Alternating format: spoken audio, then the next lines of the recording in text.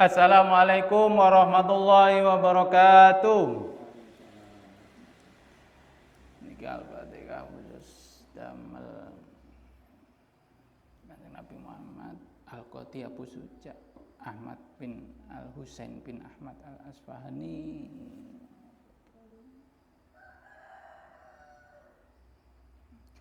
Bibarakatil Fatihah. A'udzu billahi minasyaitonir rajim. Bismillahirrahmanirrahim. Alhamdulillahirabbil alamin arrahmanir rahim maliki yaumiddin. Iyyaka na'budu wa iyyaka nasta'in ihdinas siratal mustaqim siratal ladzina an'amta 'alaihim ghairil maghdubi 'alaihim waladdallin. Amin. Bismillahirrahmanirrahim. Wa qad qala al-musannifu rahimahullahu ta'ala wa nafa'ana bihi wa mi 'ulumi fid dharaini. Amin amin ya rabbal alamin. Wa sunanuha, adapun sunnahnya solat qabla dukhuli, sebelum masuk fiha di dalam solat, ialah syai'ani, dua macam. Nyatanya al-adhanu, adhan, wal iqomatu, dan iqomah. Jadi sunnahnya sebelum melakukan solat itu ada dua, yaitu adhan dan iqomah. Nah, ini untuk sholat fardu, li sholawatil mafrudoti wa dalla ala masyru'iyatiha ma rawahu Bukhariyu. Nah, ini diriwayatkan dari Imam Bukhari an Malik bin Huwairits radhiyallahu an. Annan Nabiyya sallallahu alaihi wasallam idza hadaratis sholatu, idza hadarat, apabila datang Kanjeng Nabi idza hadarat, apabila datang apa as-sholatu sholat, fal yu'adzin, maka beradhanlah lakum dari kalian. Siapa ahadukum, salah satu dari kalian, wal ya ummakum, dan mengimami dari kalian, siapa akbarukum, yang besar dari kalian. Nah, maksudnya ini ada yang mengartikan akbarukum, yang lebih sepuh dari kalian. Jadi sunnahnya sholat fardu, sebelum masuk sholat fardu ini ada adzan dan iqomah. Kalau sholat fardu, kalau sholat sunnah di sini tidak dijelaskan. Jadi tidak ada kesunahan dalam sholat sunnah. Wa ba'da dukhuli, dan sunnahnya setelah masuk fiha di dalam sholat, ialah syai'ani, dua macam. At-tasyahudu, yang pertama tasyahud, al-awalu, yang pertama. Jadi tasyahud yang awal itu merupakan sunnah sholat. Wal kunutu, dan kunut fi subhi, di dalam sholat subuh. Kunut, doa kunut itu merupakan sunnah. Wa fil witri, dan di dalam sholat witir, fin nasfi tsani, di dalam setengah at-tsani kedua, min syahri ramadhana, di bulan Ramadan. Nah, ini. Jadi sunat sholat itu dibagi menjadi dua, sunnah sebelum masuk sholat dan sunnah ketika atau di dalam sholat. Sunnah sunnah sebelum melakukan sholat fardu tentunya itu adalah adzan dan iqomah. Sedangkan kesunahan dalam sholat, sudah masuk dalam sholat, itu ada dua. Yang pertama adalah tasyahud awal. Jadi tasyahud awal itu merupakan kesunahan dalam sholat, bukan rukun sholat.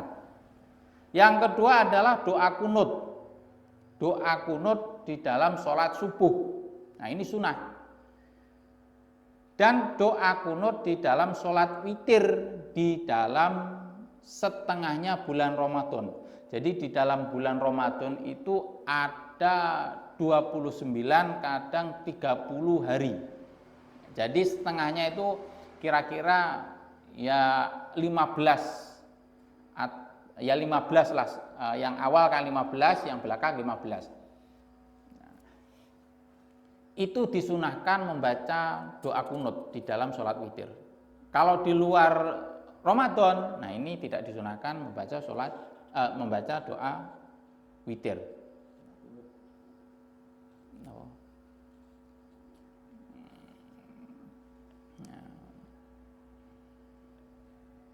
Ini lanjut. Wahai atuha, adapun hayat atau sunnah yang dianjurkan dalam sholat. Wahai atuha, adapun sunnah hayatnya sholat ialah khamsata asyara, 15. Apanya? Khoslatan, perkaranya. Jadi sunnah hayatnya sholat itu ada 15 sunnah yang sangat dianjurkan. Nyatanya raf'ul yadaini, mengangkat dua tangan. Jadi mengangkat dua tangan ini adalah kesunahan. Ingda takbirati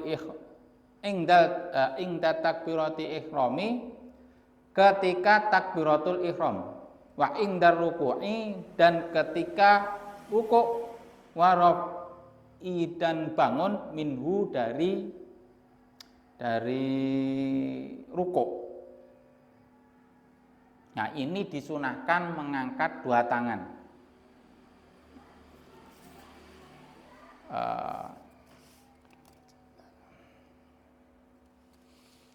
Nah, ini saya akan bahas tentang mengangkat tangan. Nah, mengangkat tangan itu kan sejajar dengan pundak. Sejajar dengan pundak. Nah, ini saya dapat dari Buya Yahya yang pendapatnya Imam Nawawi yang dinamakan sejajar dengan pundak itu adalah tangannya ini yang sejajar dengan pundak, yang bagian ini. Jadi kalangan kita Syafi'i itu kalau mengangkat tangan Allahu Akbar, ininya yang sejajar, yang dinamakan sejajar itu ininya. Nah, makanya guru-guru kita terkadang kalau mengangkat tangan itu ditaruh dengan di daun telinga ini, bagian ini. Nah, agar bagian tangan ini lurus dengan pundak, sejajar dengan pundak. Sunnahnya itu ada tangan sejajar dengan pundak. Menurut Imam Nawawi, sejajar dengan pundak itu adalah tangan yang bagian ini ya. Nah, ini sejajar dengan pundak. Agar mudah dalam mensejajarkan dengan pundak, makanya guru-guru ngaji kita, kalau takbir itu di bawah daun telinga seperti ini. Nah, agar mudah dalam mensejajarkan dengan pundak. Ya, makanya Allahu Akbar, sejajar dengan pundak. Ada yang gini, ada yang gini. Pokoknya teksnya itu adalah sejajar dengan pundak. Itu pun sunnah yang dianjurkan.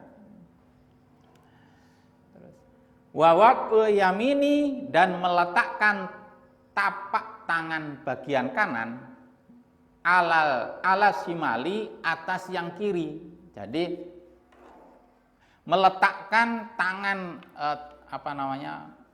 Allahu Akbar. Nah, itu kan sendakep. Nah, itu tangan kanan diletakkan di atas tangan yang kiri.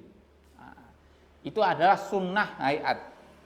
Kalau tidak diletakkan tangan kanan di atas tangan kiri, ya tetap sah karena ini adalah kesunahan. Tapi kesunahan ini sangat dianjurkan. Terus wat tawajjuh, dan membaca tawajuh. Tawajuh itu doa iftitah itu. Tawajuh, doa iftitah.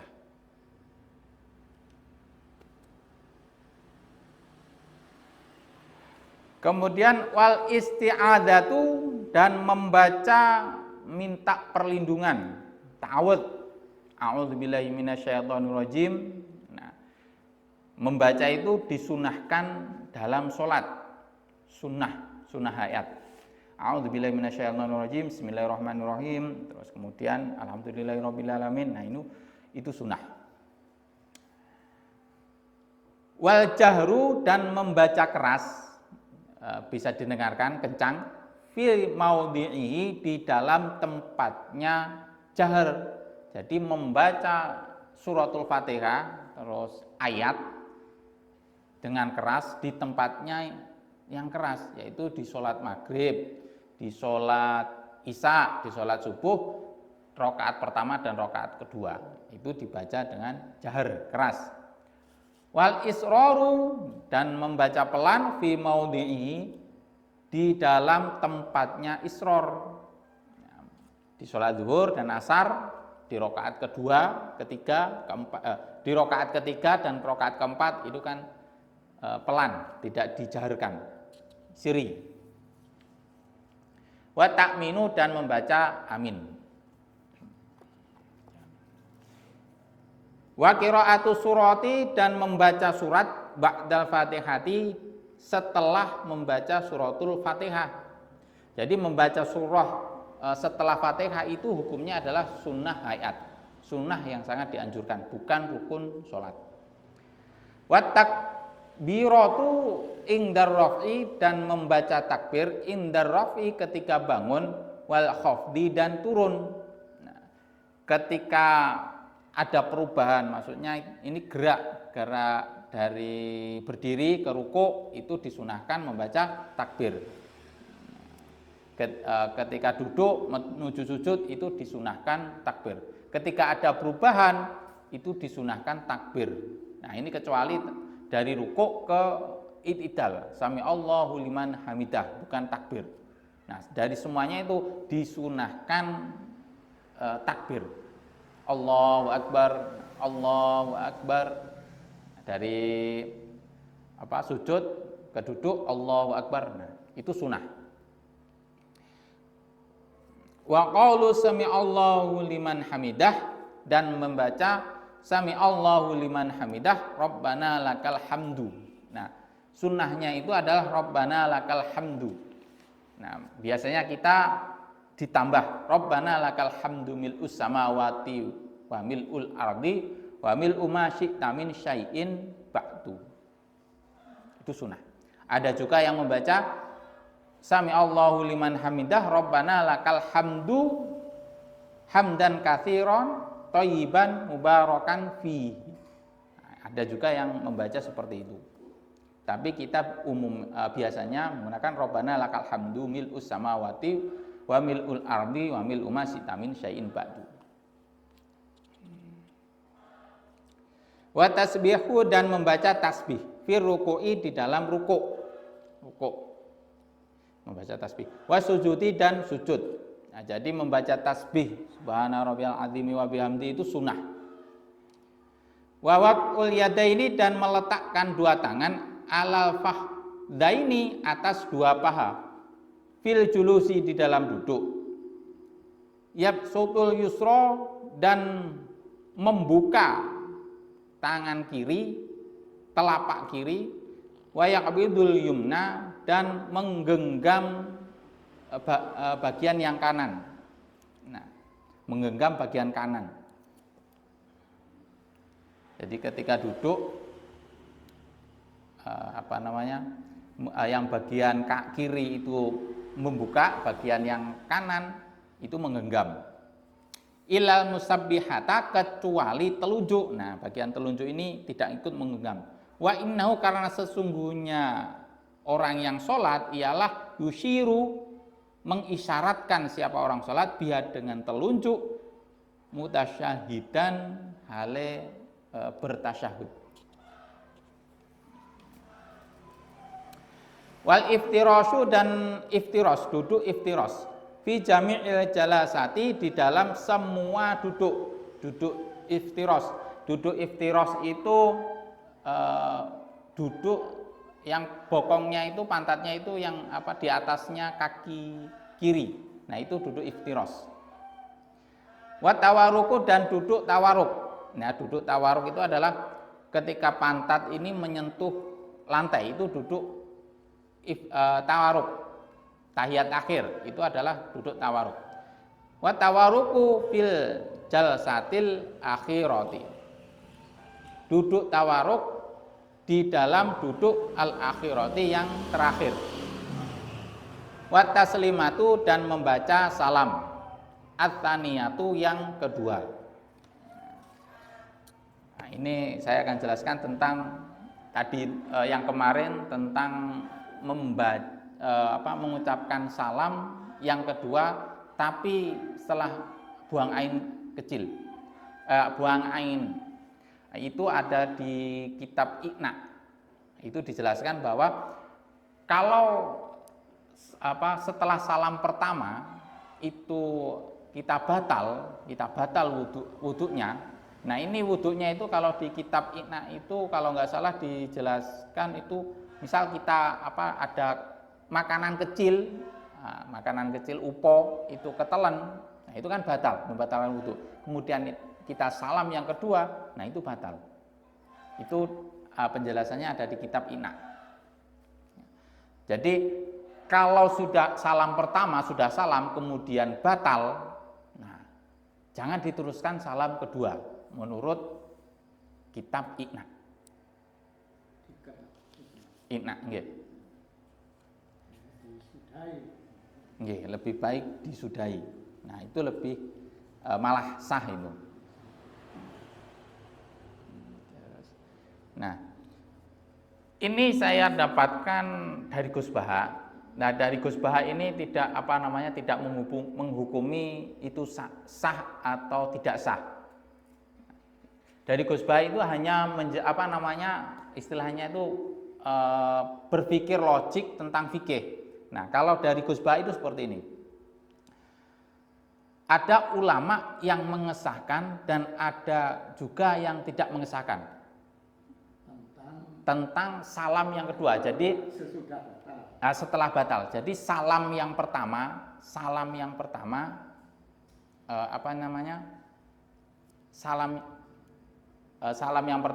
terus batal. Kemudian salam kedua diteruskan, itu di dalam kitab Iqna itu adalah batal. Nah, ini ada keterangan dari Gus Baha, tapi bukan masalah itu, tetapi masalah tentang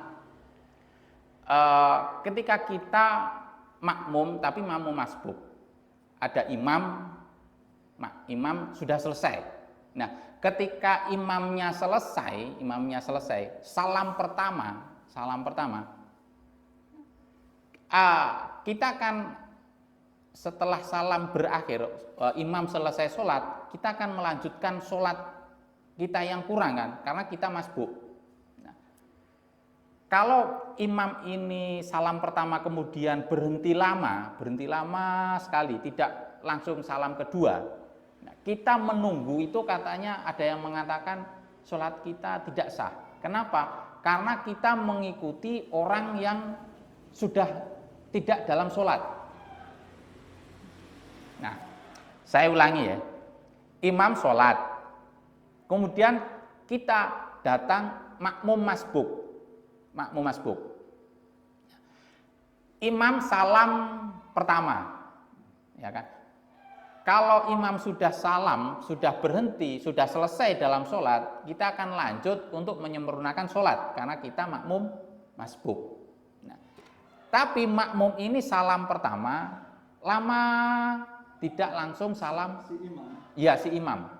Salam pertama assalamualaikum, tidak dilanjutkan salam kedua, lama sekali tidak dilanjutkan salam kedua.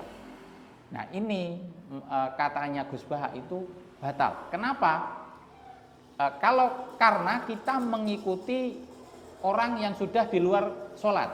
Karena salam pertama itu sudah selesai, sudah berakhirnya sholat. Kalau kita mengikuti berarti kita mengikuti menunggu orang yang sudah di luar sholat. Itu logikanya Gus Baha, katanya seperti itu. Nah, sekarang kalau kasusnya seperti ini, sholat salam pertama. Nah, apakah kita langsung berdiri atau nunggu imam selesai salam kedua baru berdiri? Nah, ini Gus Baha di sini tidak menjelaskan batal dan tidak, tetapi menjelaskan ulama di sini berbeda. Ada yang membolehkan, ada yang tidak. Jadi ketika salam pertama kita langsung berdiri boleh, salam, ada yang salam pertama, terus salam kedua, imam salam kedua, terus berdiri, itu ada yang membolehkan juga. Jadi ada dua pendapat. Nah, guyonannya Gus Baha itu kalau salam pertama, kemudian makmum berdiri untuk menyempurnakan sholat, itu secara ilmu fikih. Katanya itu secara logika fikih, karena imam sudah keluar dalam sholat. Salam pertama itu kan sudah keluar sholat. Keluar sholat. Makmum masbuk apa namanya? Meneruskan. Nah, itu logika fikihnya. Tetapi kalau ada imam salam pertama, terus makmum menunggu salam yang kedua, imam salam kedua, assalamualaikum, salam yang kedua. Nah, terus kemudian si makmum itu berdiri. Nah, ini ada yang membolehkan. Nah, alasannya adabnya, keterangannya pokoknya Gus Baha itu mengatakan ini adabnya. Jadi orang yang pertama langsung berdiri menyempurnakan sholat itu kelompok yang fikih, yang menunggu salam yang kedua itu katanya orang yang pakai adab. Nah, kayaknya gitu. Nah, kalau di sarang itu ada dua versi. Jadi yang salam pertama langsung berdiri ada, terus yang salam menunggu imam salam yang kedua itu juga ada. Dua-duanya dilakukan di sarang. Ya, nah, itu bahasanya Gus Baha seperti itu. Nah, alasan imam kaul yang ketika salam pertama langsung berdiri itu adalah rukunnya sholat itu kan diawali dari takbir dan berakhir dari salam. Ya kan? Ini ulama yang membolehkan yang salam pertama harus berdiri. Salam pertama harus berdiri, tidak menunggu salam kedua. Ini alasannya adalah rukunnya sholat diawali dari takbir dan berakhir salam yang pertama.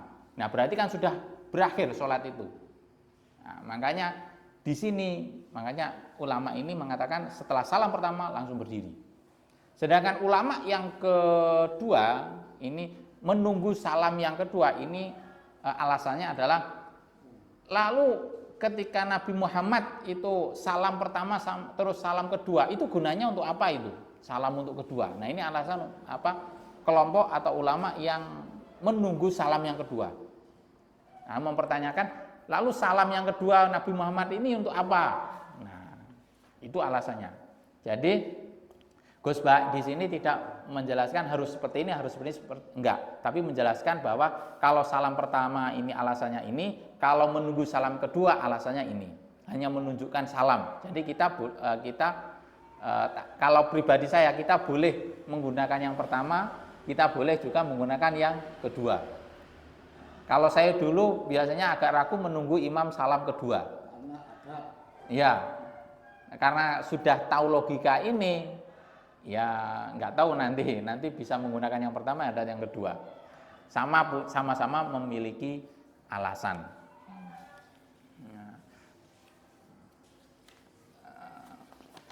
Faslun, Allahu a'lam bishawab, bi barakatil Fatihah.